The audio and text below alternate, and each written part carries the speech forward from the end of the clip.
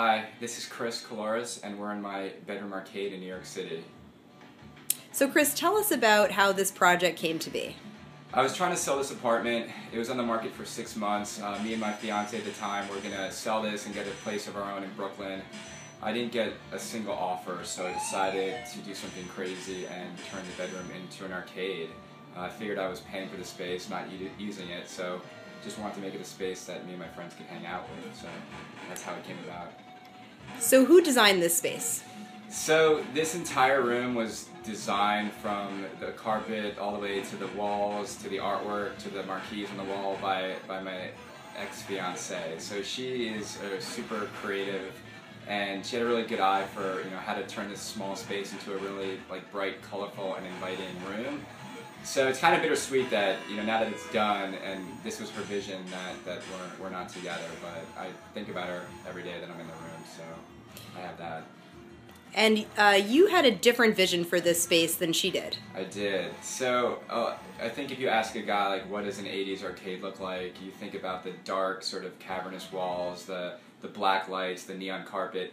That was my initial plan for this room, but being that it's just a small space, I think that would have closed the room in so much, so she intervened and said, "That's nuts, you've got to make it colorful," and so I went with her vision, and I think it turned out great. Ultimately, this arcade led to the demise of your relationship. Tell us about that.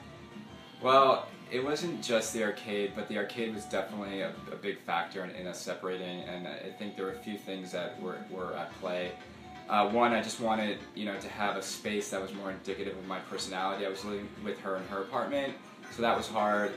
But I really did just spend so much time on this project and building the arcade out that I neglected the relationship. And I think that this shouldn't deter anyone from collecting games or building arcades in their homes. I think when you dive into a hobby, though, you have to learn how to balance the hobby with your personal life and the other people in your life. And I definitely went overboard and committed just too much time to the room.